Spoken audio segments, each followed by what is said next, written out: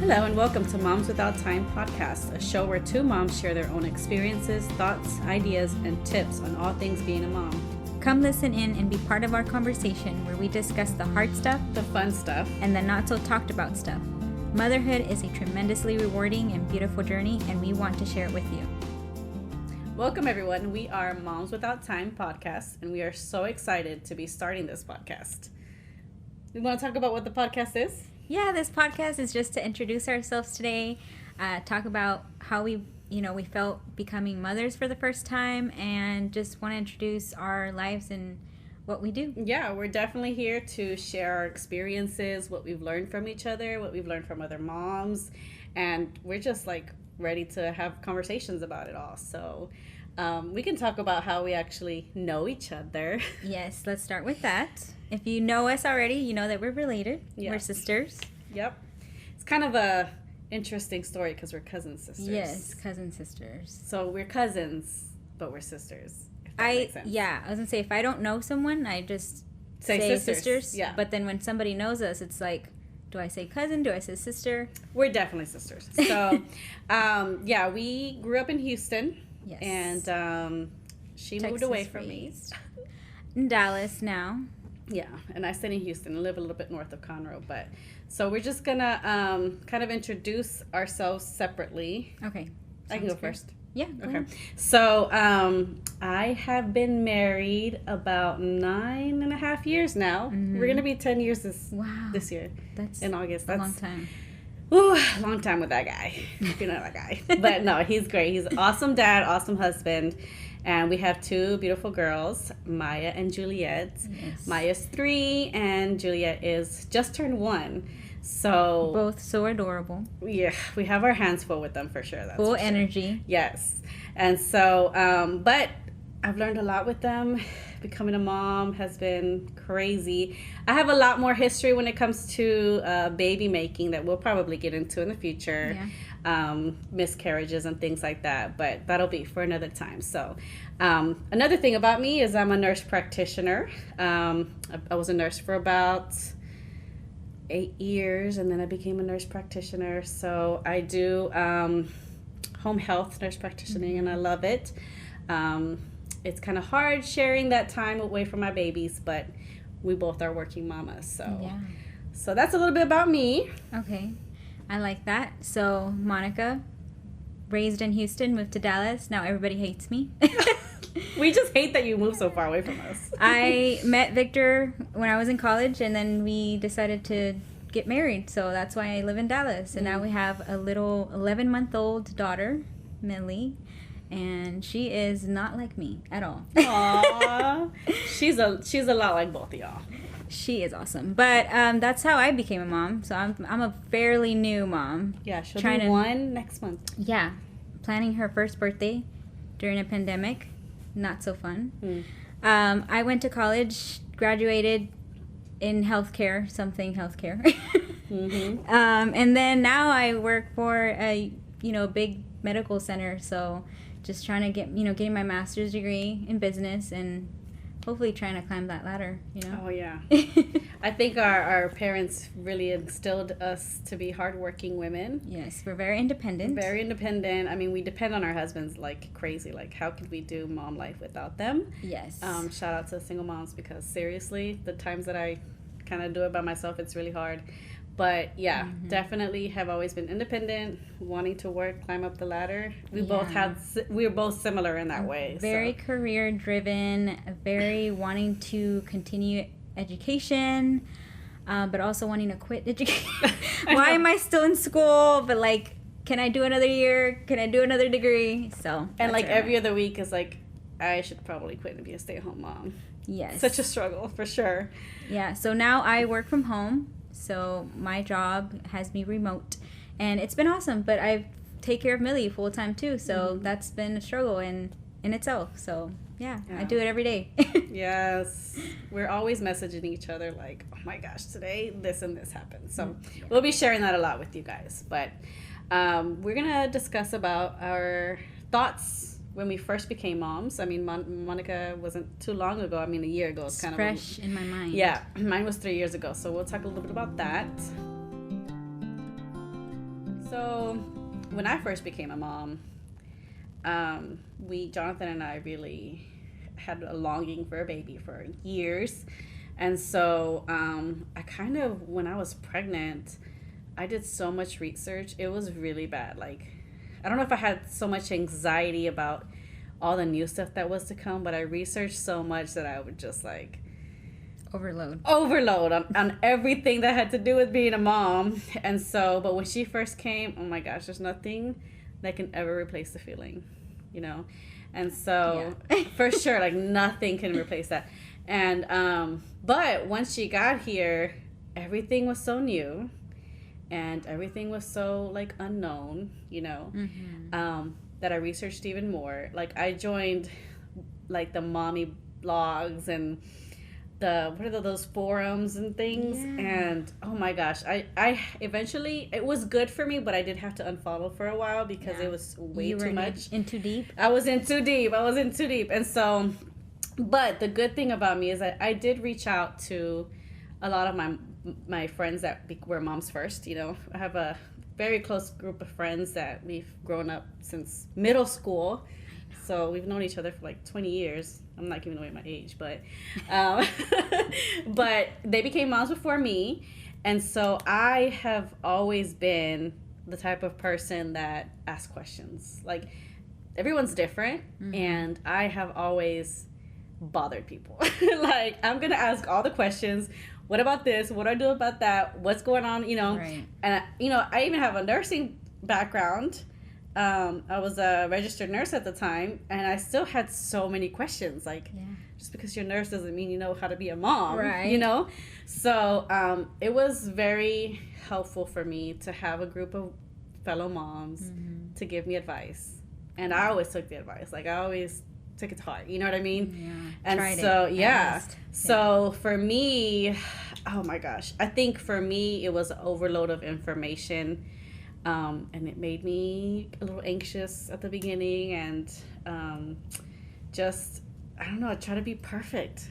Yeah. It's hard to like, and I still have a little bit of that in me. I have my second baby, and it's a lot better now. But that's just kind of how I was. Yeah, there's no standard of perfection. When it comes to being a mom. So and when you're a person that like researches and all that, you really look for how to do things. Right. I was super rigid, and it's not great. I know it works for some people, but for me it was more like. And it's so funny you say that because other people see us as too rigid.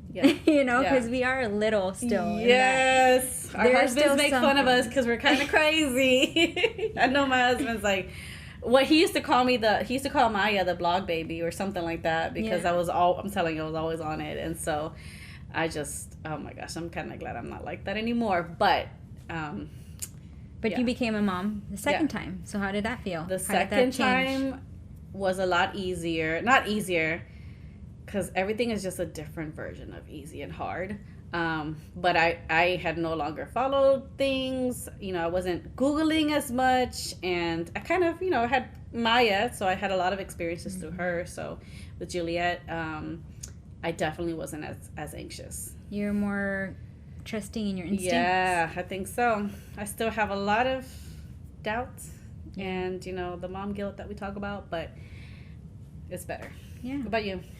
Gosh, it's so clear into my head that I remember thinking, oh, you just pop this baby out and then you become a mom and it's going to be super easy. And I remember you sending me a load of things like that Excel spreadsheet. Oh my gosh.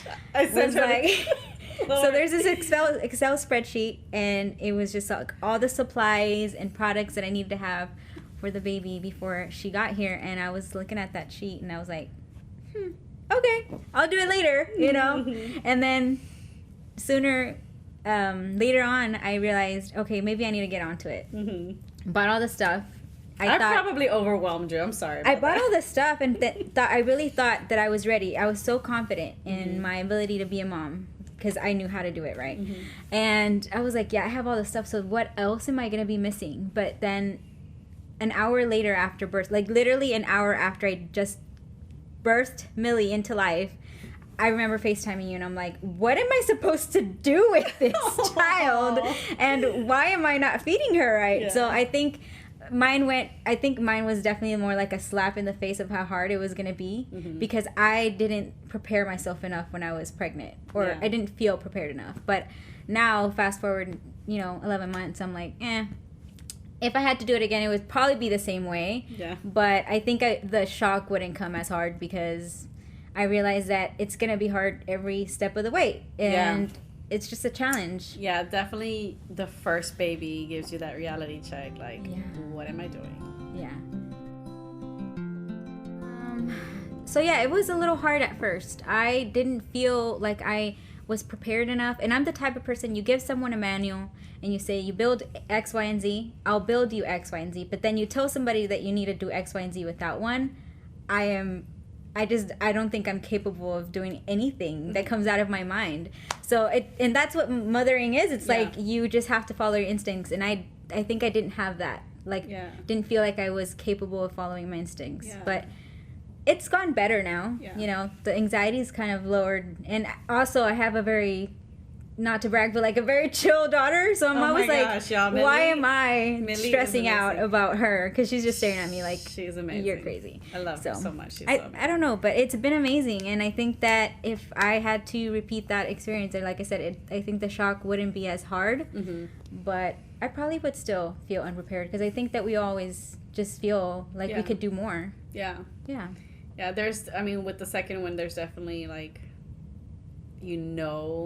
kind of what you would have done differently, so it makes it like you feel more prepared. And like you were saying that you didn't have the, what did you say, the instinct. It kind of kicks in, but it takes a little bit. It's not automatic sometimes. Also, I relied a lot on you. I was like, you know what, I'm not even gonna Google this, I'm just gonna text Melissa for the answer. And that was the best thing. I haven't regretted it. Yeah, it's so much better to not Google. I'm telling you from experience. Oh, it was so bad. I've joined mommy groups, but they lasted about until Millie was like out of that newborn stage, and then I was like not very interested, because then I think at that point I was like, I think I understand what I'm supposed to be doing, and if I don't know what I'm doing, no one else is probably gonna give me the best answer anyways. Yeah, that's true, because you can always ask for opinions and advice, and it comes down to following your mommy gut, following your own instincts, taking the information that you've learned, the resources that you've looked at, and then deciding what you're going to do with your baby, because that's your baby and nobody else's, you know? Right. So, the mom shock. No one talks about that, but... It's literally the slap in the face. Yeah. Okay, I remember I was washing bottles, because I remember this. I remember stuff. And I was like, we should start a podcast. Because I was thinking, like I said earlier, if you give me a manual, I can do X, Y, and Z. Not that the podcast is going to become that, but I feel like if somebody could hear it from another mother, hey, this is hard, or hey, we can laugh through this, challenging stuff that's supposed to be serious stuff, or it's okay to cry and people have cried. I think if moms hear that more, I think they'll feel more relatable, because I think that when you're doing your night feeds or you're pumping at night and you feel so isolated, you really feel like you're the only one experiencing that. Yeah. Like, I remember feeling that. I remember Millie being done with her feeding, putting her down, and I still have to go pump at 3 a.m, and I was like, there's no way anybody else is doing this but me. Yeah. And I'm crazy. But I remember thinking, like, I was washing those bottles and I'm like, I definitely need to share this information with someone, or at least have it in open air, like conversate with another mom and be like, hey, I went through that. Did you go through that? I don't know. Just make it more visible. Yeah. I feel like, I don't know why. I mean, I guess I had like I said, I had my mom friends who became moms before me, and maybe it was because of my history of trying to get to being a mom, or I don't know why, but like, or the fact that I didn't have a baby yet, but I didn't hear any of their stories. Yeah. You know what I mean? I guess they didn't like talk about their struggles much, and I'm a very much an open book. You know what I mean? Yeah. And so I remember thinking, man, did they go through this? Because they didn't tell me about this. You know what I mean? But once I started asking questions, they were open books. Like, they were all about helping me because it was my time. And then I felt guilty, too, for a little bit there, because I also felt like, man, they went through this before me, and I never asked them, how are you doing? Yeah. Or, like, you know what I mean? Like, I didn't go to them being the moms first. Right. And asking them questions. Yeah. It wasn't until I became a mom that you were like, wow. That makes me feel a little bit emotional. Yeah. I do. Like, I look back and I feel bad about it because what if they were struggling and they were my close friends, you know what I mean? And I didn't, like, ask. Oh my gosh. So, and I don't know if this is too personal, but I remember doing a polo, like Marco Polo with one of my closest friends, and she shared a little bit of, like, how at that moment motherhood was was really hard, but I was still not a mom. Yeah. So I remember, I feel like now looking back, I might have dismissed her feelings, like, oh, you know, it's a pandemic, like, everybody's struggling. Aww, and now I remember the day that I thought, oh my gosh, I need to text her and tell her I am so sorry for not validating those feelings, because I feel those every day, and it's okay to feel them, and yes, everybody feels them, but they're still just as valid. Yeah. And I think that this podcast is just that. Just to hear somebody say, I cried during washing the bottles one day because I don't know. Yeah. My hormones were too high that day. Oh my gosh.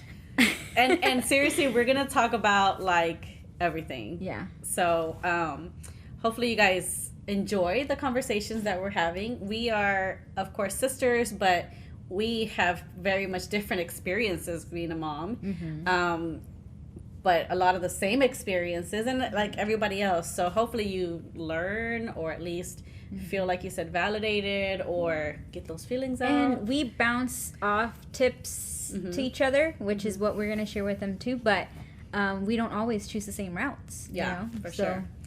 That's also going to be interesting to share what the difference is, and none of our kids are dying, so we're doing good, right? Yeah, we're trying to do success good. Success story there. We definitely have shortfalls, but we're getting there every day. So I'm excited about the podcast. I tell everybody that reaches out to me that, like I said, I'm an open book. You can ask me any questions. I will even like I said, I'm a researcher. I will even research things for you if I don't know the answers to it. Will. So, we definitely hope that you guys enjoy everything that we talk about. One of the things that we're going to do is we're going to do at the end of every episode is mom guilt segments, because all of us literally go through that. Yes.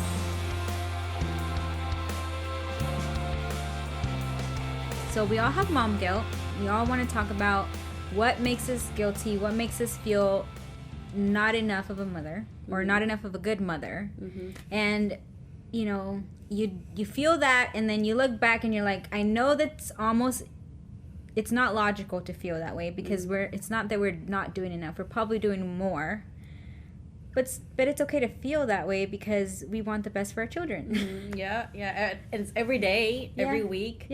Like, something creeps into our mind, like, ugh.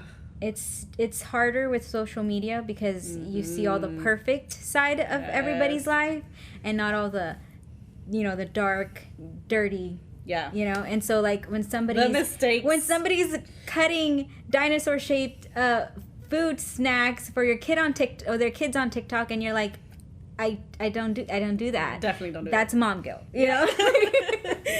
I'm not even there yet, but I felt that already. No, y'all, I have a picky eater, so I feel that one for sure. But all right, so my mom guilt right now is actually talking about food. It's mealtime, because she's 11 months old, and she's now eating more solids, but not necessarily like eating a full meal. But I've seen people on TikTok and on Instagram eating full meals, and I am a work from home mom, so I feel guilty that I should be putting in more time and prioritizing mealtime. But sometimes mealtime just looks like a high chair next to my desk, her eating a snack, because I need to get work done. So that's my mom guilt, feeling like I need to cut those little dinosaur pieces already at 11 months old. So oh my god, I think food is a hard one for every mom. Like, and then it's normal for kids to go through their ups and downs with eating. Yeah. But, like, we feel like it's just our kid. Right. Who's not eating. So I definitely feel you on that one, but like I always want to with these mom guilt segments is to like just remember you're doing your best. Millie eats more than my 3-year-old. And not to compare, and but she eats, and she's at the age that she'll eat anything. So like, what's the big deal? You know what I mean? So it's like I said, it's sometimes mom guilt is not logical, but I think it just shows that we're trying. Yeah, for sure. And I would say mine, my recurring mom guilt is definitely, it's kind of twofold, I guess, but not twofold, but like it's being a working mom. Like I love working and I do like my job and I love my patients. But of course I love my babies, and being a working mom is really hard because obviously it takes time away from your kids. Yeah. And sometimes I get home and I don't want to, put on a show and be the most instructive or, I just want to kind of have my wind down time. Yeah. And my babies haven't seen me all day. You know what I mean? Or you got to clean up dirty house. Oh my gosh. Don't even talk about cleaning because that is another one that we'll talk about another time. But like for sure, being a working mom just makes, oh God, the guilt every day. Yeah. And I get pictures from them when they're at their Mother's Day out, and I love getting the pictures, but it's like I'm missing that time out with them. Right. You know what I mean? Like you just kind of want to know what made them laugh so hard, or why, you know what I mean? Why aren't you there watching them make that craft? So definitely, I know that it's a guilt for me, but I also know that my husband and I are doing our best to provide for them, and a lot of people have to be, dual income families. Mom and dad both have to work, It's like the majority. Childcare is ridiculously expensive, right. And so it's hard. But I will be thankful that my husband can watch them. They do have their Mother's Day out, and our cousin does watch them too. Yeah. So they're home most of the time, which I'm grateful for, and I'm grateful that my husband can be there for the most part because he works from home. So there's always a bright side, you know what I mean? So that's my mom guilt, my recurring one that always gets me. So, well, that's pretty much what you guys can expect from the podcast every week. We'll kind of have different topics that we're going to talk about. We're very excited because our first series is going to be New Moms. Yeah. What we wish we knew. Yeah. And everybody probably is interested in that because even if you are a mom a third time or fourth time, there's always things that you wish you knew. Yeah. So we're going to talk about some of the things that we wish we knew, some things that, other moms have shared with us. And so just every week we'll have kind of discussions like this, share things about ourselves and our experiences, talk about our babies because we're always going to talk about our babies. And just be casual conversation. If you have questions, send them over. Eventually we'll get into that. But a lot of it is going to be our own experiences, nothing expert driven. Yeah. Just two moms. For sure. Finding out what works. Yeah. And we are going to have our website that has like resources because there's a lot of things that we've shared with each other over the time that whether it's apps, whether it's, Instagram pages that have really been helpful for us. Or just, blogs. different types of resources that have really helped that moms don't really know about. Like the ones that I had no idea, and I researched and I'm like, oh my gosh, this is so helpful. So we'll be plugging those in so that you guys can have access to those as well. Yeah, and if we name a product that we really, really love, we might even link it too so that you are able to find it easier. Yes. So hopefully you guys enjoyed this introduction to us. We're so glad that you made it this far in this episode at least. So we'll be back. Yeah, so we are Moms Without Time. See you next time. Thank you for watching us here on YouTube. Make sure you hit the subscribe button and follow us on Instagram at Moms Without Time. For more information, visit our website at momswithouttime.com and email us at connect@momswithouttime.com.